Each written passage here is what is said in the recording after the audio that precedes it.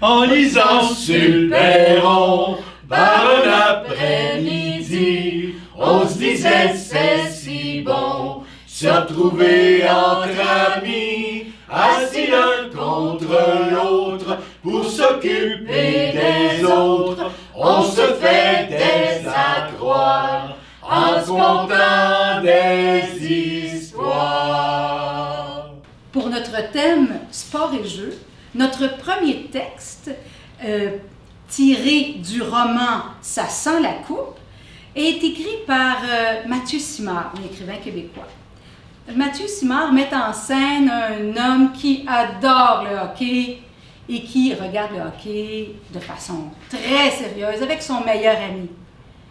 Sa blonde aime un peu moins le hockey, c'est ce qu'on va observer dans cet extrait. Nous sommes le jeudi 9 octobre 2003, Canadien 2, Sénateur 5. Dans mon 3,5, j'ai une télé 51 pouces. 51 pouces de bonheur, de couleur, de lueur. Lueur bleue du dimanche matin, 4h30, quand je me réveille tout croche sur le sofa parce que je me suis endormi en écoutant la fin d'un match Calgary-Phoenix à CBC. Une télé 51 pouces, assez pour tout voir, le point noir sur la joue de Jean Pagé, assez pour voir les 4353 spectateurs qui eut Patrice Brisebois, assez pour voir la POC grosse comme un pneu de pick-up, assez pour voir le sourire de Claude Julien. Le sourire de Claude Julien? Quand ça? Ah, je sais pas. La saison commence à soir. Mathieu, il serait temps que tu fasses la vaisselle. Oui, je sais. Je vais la faire au premier entracte. Promis? Promis. C'est à ça que ça sert, les entractes, la vaisselle, la bouffe, le lavage, embrasser ta blonde. Mike, là, il était pas supposé venir voir la game avec toi ce soir? Oui, il était supposé. Mais il vient pas finalement? Je sais pas, il est supposé venir, il va arriver à un moment donné. Ah, t'aimerais ça, hein, qu'il arrive avant le premier entracte, hein? Oui. Mike, c'est mon ami depuis toujours. Quand on était petits, on allait voir des matchs ensemble à l'ancien forum, dans le temps où il y avait des places debout. Le premier match de la saison, on le regarde toujours ensemble, Mike et moi. C'est une tradition. Pas une année qu'on a raté ce rendez-vous, sauf celle-ci. Pas de Mike, pas de réponse quand je l'ai appelé, pas d'apparition surprise dans mon salon, pas d'amis de toujours devant mon écran de 51 pouces. J'ai été pogné pour faire la vaisselle au premier entracte et plier le linge au deuxième. C'est décevant, Mike, que tu sois pas venu. C'est pas ton genre! Puis là, on est mal parti. Une dégelée de 5-2 contre Ottawa. Il va déjà falloir les dégeler. Mardi 14 octobre 2003, Canadiens 5, Capitals 1. Ce soir, Julie voulait aller au cinéma. Le cinéma pas cher du mardi. Avec moi, le soir d'un match. Tu veux que je manque un méchant mardi, mon Sonex? Ah, c'est quoi ça? Je sais pas, c'est comme ça qu'ils appellent ça les matchs du mardi maintenant. Ben, il pourrait pas appeler ça la game du mardi comme tout le monde? Je sais pas, tant qu'à moi, il aurait pu appeler ça les maudits mardis morons. Ça aurait rien changé, puis ça justifierait que c'est Jacques Demers qui parle pendant les entractes. Et t'es nono! Moi, ça? Bon, es-tu prêt, là? Faudrait partir, là, dans 5 minutes. Cocotte, tu sais que je veux pas manquer la game. Mais, me semble qu'on fait plus jamais rien ensemble. C'est pas vrai, ça. Ah oui? Qu'est-ce qu'on fait ensemble? Ben, on est allé voir les minous au Pet Shop la semaine passée. Et c'est à ce moment-là que ma sœur a décidé d'interrompre la conversation d'un petit coup de téléphone. Ring! Hé, le frère, passe-moi ta blonde. Bête de même. Ben oui, passe-moi ta blonde. Elle le savait pas, mais ma petite sœur venait de m'aider, bête de même. Elles ont parlé pendant une bonne demi-heure. C'était pleinement suffisant pour qu'il soit trop tard pour le cinéma. Qu'est-ce qu'elle voulait? C'est pas de tes affaires. C'est ça que je me disais. Puis lâche les biscuits soda, on n'a pas soupé encore. On n'aurait pas plus soupé si on y était allé au cinéma, Mais hein? on aurait pu manger du popcorn. Veux-tu écouter la game avec moi, chérie? Oui, je peux bien faire ça. Samedi 18 octobre 2003, Canadien 0, Maple Leaf 1. Ding! Allô? Matt, c'est Mike! Hey! T'es où, toi? Ça fait une semaine que j'essaie de te rejoindre! Ouais, je sais, faut que je te parle. Peux-tu venir écouter la game avec toi? C'est gros en maudit 51 pouces quand la game est plate. C'est gros en maudit quand il y a un gars de 180 livres qui pleure comme un bébé. La tête fragile depuis 2 ans, Mike, c'est plus rien. Il est pas capable de parler à personne, il est toujours en retard, il dort, on dirait. Mike, OK, il faut que tu te réveilles, là. Je sais, je suis pas capable. Il faut que tu te réveilles. Regarde, ça sent la coupe, là. Sérieux, ça sent la coupe. Quelle coupe! Il dort, il est plus là. Même l'odeur de la coupe Stanley lui caresse plus les narines. Julie est pas là? Non, je l'ai envoyé chez une amie. Je voulais pas qu'elle te voie dans cet état-là. Je suis si pire que ça? Oui, des histoires pour qu'elle pense qu'elle peut te remonter le moral avec une tisane puis une thérapie cognitive. Hein? Oui, elle est partie là-dessus, la thérapie cognitive. Ça va être de même pendant tout son bac. Chaque fois qu'elle va découvrir quelque chose de nouveau, elle va vouloir l'essayer. Une tisane? Vraiment? Toujours la même histoire de cœur, de pas de cœur. En fait, la vie plate du gars qui pogne pas, le gars désespéré, prêt à rencontrer n'importe qui. Tu voudrais pas me présenter ta sœur? Es-tu fou? Lundi 20 octobre 2003, Canadien 2, Red Wings 1. J'ai eu 2 jours pour y penser, comme Claude Julien a eu 2 jours pour penser au gardien qui mettrait devant le filet à soir. Quand j'ai entendu à Sport 30 que ce serait Garon, je me suis dit que c'était un signe. Donner une chance au bon gars. Tu viens-tu écouter la game chez nous à soir? Oh, je sais pas. Come on! OK. Ça va pas mieux, mon mec? Oh, Tu files pas. pas tellement. Contre qui on joue à soir? Les Red Wings! Oh, on va se faire planter. J'ai parlé de toi à ma soeur? T'avais pas dit que tu voulais pas? Oui, j'avais dit ça, mais si ça peut te remonter le moral. Aveu? Elle veut tout le temps. T'as-tu une photo d'elle? Ma soeur? Ben, tu l'as déjà vu plein de fois, ma soeur. Ouais, mais j'aimerais ça la voir sur une photo, là. Tu te souviens pas de ce qu'elle avait l'air? Oui. Bon, pas vraiment. Tu regardais à terre. Hé! Les Canadiens viennent de compter! Qui a compté? Zetnik! Hey, ta sœur, là, elle a pas de maladie, hein? Elle est belle, ta sœur? C'est ma soeur, hein. Pour moi, elle est pas belle, puis pas laide. C'est juste ma soeur. Elle est belle, ta sœur? Si tu le dis. Fait que tu veux que je vous matche? Ben, ça te dérange pas. Non, c'est correct, tu mérites bien ça, mais là, faut que tu me promettes quelque chose. Quoi? Tu me chioles pas après si ça marche pas. Oh, OK. Puis tu redeviens le vrai Mike, là, avec les sourires pis tout, là. OK. Comme un soubresaut, Mike avait regagné l'espoir. L'espoir que sa vie était peut-être pas si pire que ça. Et pour aller avec cet espoir-là, les Canadiens ont battu les Red Wings. Hey, je te l'avais dit qu'on gagnerait! Jeudi 23 octobre 2003, Canadien 3, Islanders 0. Tu te souviens de Mike? Ben oui, comment tu voudrais que je l'oublie, le beau Mike? J'avais dit à Nat d'y aller mollo au début. que Mike était fragile, elle avait dit oui.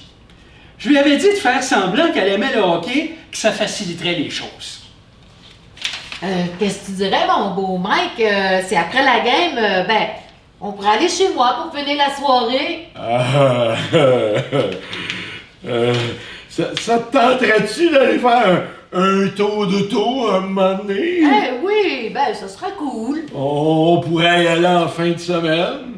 Ah, je peux pas, j'ai des cours. C'est pas grave. On se reprendra. C'est quoi ta couleur préférée? Le bleu. Moi, c'est le rouge. OK. Surréaliste, inintéressant. Et moi, j'étais pogné à écouter ça. Une chance que j'avais le match à regarder. On a gagné. Le prochain extrait est de Lionel Shriver, écrivaine américaine qui met en scène un couple retraité. Elle s'appelle Serenata et pratiquait la course à pied, mais elle ne peut plus le faire pour des raisons de santé. Or, son Remington a une annonce à lui faire. J'ai l'intention de courir un marathon. Quoi? Tu m'as très bien entendu. Je vise celui de Saratoga Springs en avril. Ah, mais t'es sérieux, là, ou tu me fais marcher? Est-ce que c'est dans mes habitudes de faire des blagues? Je ne sais pas comment prendre ton incrédulité, sinon comme une insulte. C'est peut-être parce que je t'ai jamais vu courir, hein? Même d'ici au salon. Pourquoi je courrais jusqu'au salon? Mais en 32 ans, là, pas une fois je t'ai vu faire le tour du pâté de maison au petit trot. Et maintenant, tu m'annonces le plus sérieusement du monde que tu as l'intention de courir un marathon. Tu devais quand même te douter que je serais un peu surprise. Alors, vas-y, sois surprise. T'as pas peur que ce soit d'une effroyable banalité?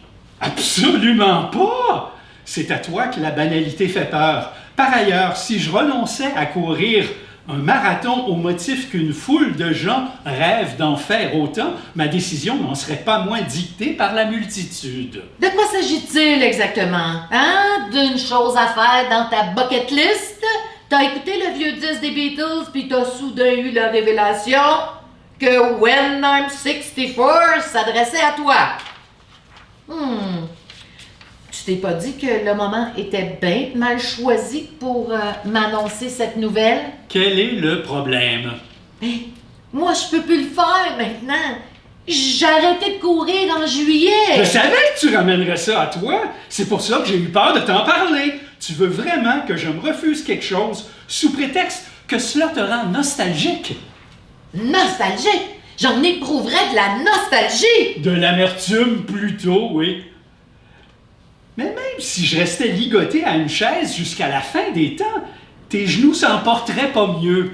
Mais tout ça est vraiment très rationnel, là. J'entends ta remarque comme une critique. Et si je te suis, là, ce serait irrationnel de prendre en compte les sentiments de ta femme? Oui, dans la mesure où me sacrifier ne soulagera pas ta peine. Tu y réfléchis depuis un bon moment, non? Quelques semaines. Si tu cherches à t'occuper, n'oublie pas pourquoi nous nous sommes installés ici, hein? T'es pas allé voir ton père depuis un bon bout de temps. Et chez lui, tout est à réparer. Il n'est pas question que je passe le restant de mes jours allongé sous l'évier de mon père. C'est tout ce que tu as trouvé pour me dissuader de courir un marathon, franchement. Je veux que tu fasses ce dont tu as envie, là, c'est évident. Pas si évident que ça. T'as couru pendant si longtemps. 47 ans. Et pas seulement couru. Alors, tu pourrais peut-être me donner des conseils. N'oublie pas de t'attacher les lacets, c'est tout. Écoute, je sais bien que tu adorais ça. Je suis navré que tu aies dû abandonner. J'adorais pas courir. Voilà un tuyau pour toi. Personne n'aime courir. Hein, les gens, ils font semblant, mais ils mentent. La seule satisfaction, c'est d'avoir couru. Sur le moment, c'est ennuyé et pénible. dans le sens qu'il faut fournir un effort et non pas parce que c'est difficile de savoir le faire. C'est répétitif. J'espère pas y trouver la révélation de quoi que ce soit. Là.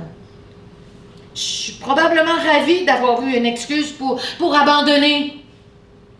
Mais j'ai au moins la joie de plus faire partie de la masse des abrutis qui soufflent de concert en pensant tous être tellement différents. Des abrutis comme moi? Des abrutis comme toi.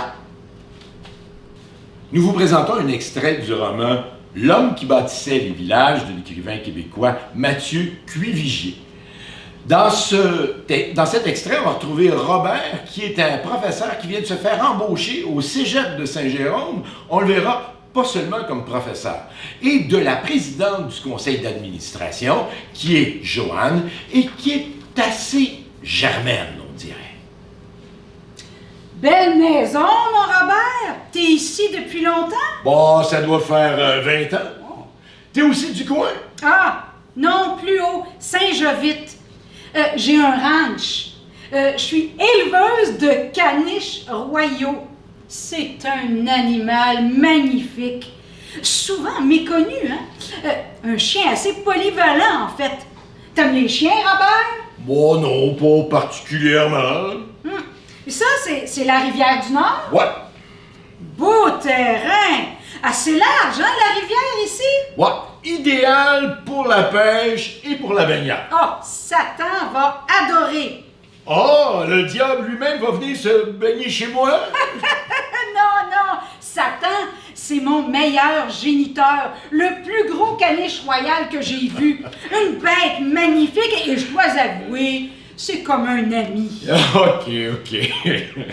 Bon, mais à la vérité, hein, si je suis ici, c'est que je me suis greffée au comité de sélection pour choisir mon équipe d'entraîneurs.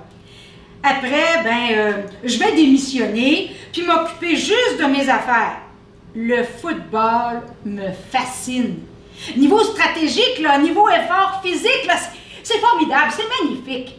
C'est le sport le plus imprévisible que je connaisse. Mais c'est plus qu'un sport. C'est un environnement qui permet de façonner de vrais hommes. C'est une façon intéressante de voir le foot. C'est vrai que c'est une école de vie assez unique. Ah, exact, une école de vie. Par contre, Robert, je dois avouer que c'est un sport vraiment très compliqué et que mes connaissances sont plus que limitées. Quand j'ai zioté ton CV, j'étais folle comme un balai. T'es exactement l'homme que je cherchais. À l'entrevue, t'as juste confirmé que j'avais encore raison. Tu pensais postuler un emploi d'enseignant, mais c'est 2 jobs que t'as décrochés aujourd'hui, mon Robert. Oh oui? Donc, c'est vrai que j'ai le poste de prof? Oui, c'est vrai. Prou ne peut rien me refuser. OK, prof de philo, c'est correct. Il va falloir que je replonge dans mes livres, c'est certain. Mais ça fait longtemps que... Ah non, mais ça, là, c'est un détail. L'important, c'est que mon club de football commence à prendre forme. Ça fait des années que je désire ça. Ma propre équipe, ici même, dans les Hautes-Laurentides. Oh, ça va être incroyable. Ta job, là, c'est entraîneur-chef. Oh. Tu vas dire, blablabla, j'ai pas les compétences, j'ai jamais fait ça, je suis pas prêt pour de telles responsabilités. Moi, je te laisserai pas dire ça. T'es l'homme de la situation. T'es le candidat parfait. T'as l'expérience de plusieurs positions, t'as l'âge idéal pour être pris au sérieux, t'as un job dans le collège lui-même et tu viens d'ici. Pour moi, là, c'est évident comme un nez dans une face. Qu'est-ce que t'en penses? En tout cas, t'as pas froid aux yeux, là. Non, jamais. D'ailleurs, Serge Major aussi va avoir de bonnes nouvelles demain. Lui, il va être prof d'éduc, comme il voulait, mais aussi coordonnateur défensif. Là, on a déjà 2 très bons coachs. Tu le connaissais, coach Major? Non, je le connaissais pas, mais on a jasé un peu avant l'entrevue. On s'était rencontrés une seule fois auparavant. Un bon gars, me semble. Ah, vraiment? Puis pour le reste là, du staff, j'ai aussi là, plein d'idées. Entre autres, il y a un de mes voisins qui est policier à la SQ. Puis il a joué pour les Dinos de Calgary. Mais je veux pas t'imposer mes choix, là. Je suis consciente que c'est ton domaine. Et puis il faut aussi être clair là-dessus, là. Je peux t'aider tant que tu veux. Mais si tu préfères que je me tasse, là, ben t'as rien qu'à le dire. OK, mais côté administration, budget, relations avec le collège, la RSEQ, c'est à moi de faire ça aussi? Ah non, ça, tout ça, là, c'est moi. D'ailleurs, on va voyager beaucoup. Mais les clubs existants, là, ils veulent pas nous faire de place là, dans la région de Montréal. C'est pour ça qu'on va voyager beaucoup. Puis l'administration puis le financement, là, je m'en occupe. Tout est déjà en place, entre autres. Ben d'ailleurs, le terrain m'appartient. Le terrain de football est à toi? Oui, puis celui du cégep au complet, en fait. Les résidences étudiantes aussi m'appartiennent. Oh boy! Donc mon rôle, c'est d'engager les coachs, de recruter les jeunes, puis de gérer l'équipe comme je veux? Exactement. Si tout va bien, aucune ingérence de ma part. Mais je veux faire partie intégrante de l'expérience. Sur le terrain, là, tu fais ce que tu veux, là, hein? Mais j'aimerais ça avoir accès à tout. Je veux en apprendre plus sur ce sport-là, puis je veux qu'on monte une tradition gagnante. Pas juste là sur le terrain. Par gagnante, là, je parle pas forcément de victoire. Je parle d'un élevage de champions, d'une écurie de pur sang, d'une production haut de gamme de jeunes hommes de valeur.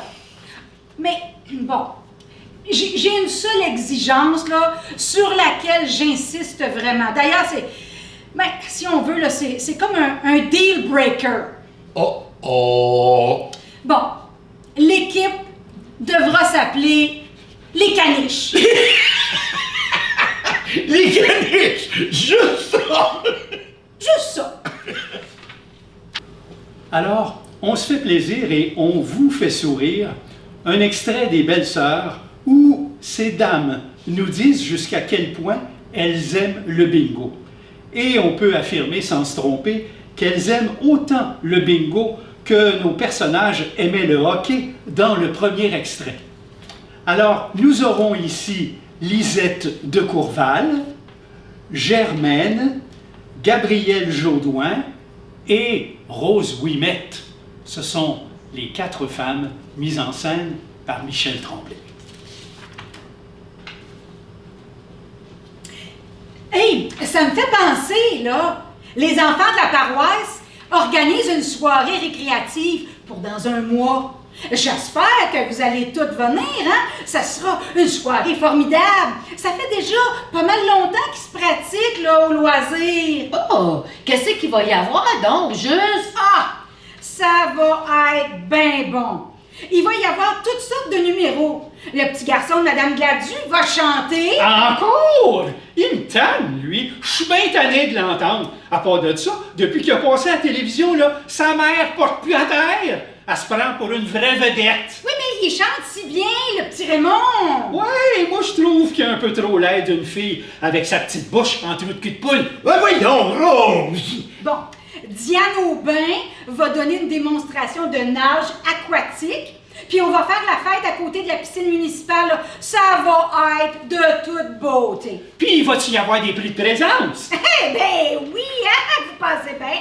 Et puis la soirée va se terminer par un grand bingo! Un bingo! Moi, j'aime ça, le bingo. Moi, j'adore le bingo. Moi, il n'y a rien au monde que j'aime plus que le bingo. Presque tous les mois, on en prépare un dans la paroisse. Je me prépare 2 jours d'avance. Je suis énervé, je suis pas tenable. Je pense rien qu'à ça. Oh, puis quand le grand jour arrive, là, je suis assez excitée que je suis pas capable de rien faire dans la maison. Puis là, quand le soir arrive, je me mets sur mon 36, puis il n'y a pas un ouragan qui m'empêcherait d'aller chez celle qu'on va jouer.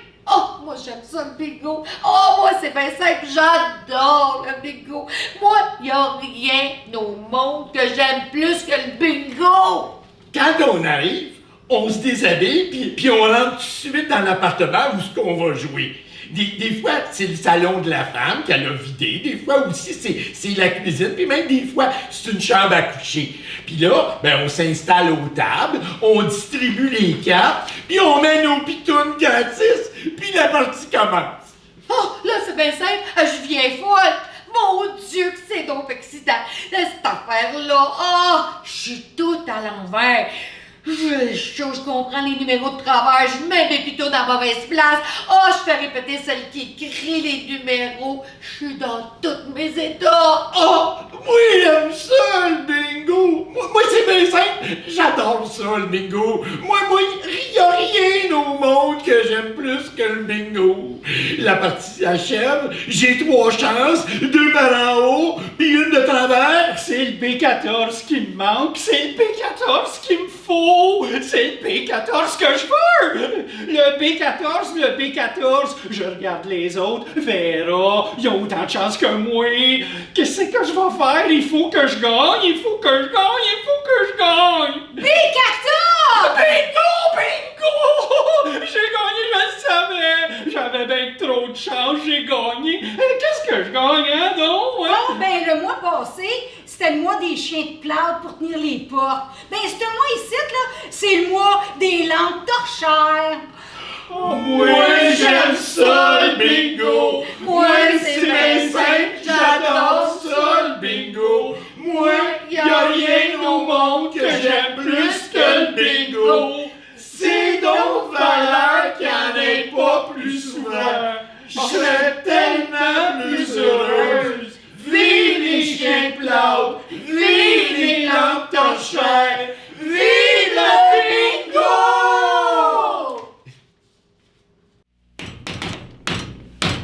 Qui est là? Les joyeux troubadours! Mais entrez, voyons! Entrons! Durant toute la semaine, les joyeux troubadours ont confiance en leurs veines et rigolent toujours. Ce sont des philosophes, au lieu de s'affoler devant une catastrophe, se mettent à répéter, ne jamais croire toutes les histoires. C'est comme ça qu'on est heureux. Faire un sourire quand tout chavire, c'est comme ça qu'on est heureux. Aimer la vie et ses folies, c'est comme ça qu'on est heureux. Et trouver le ciel bleu quand il tonne et quand il pleut, c'est comme ça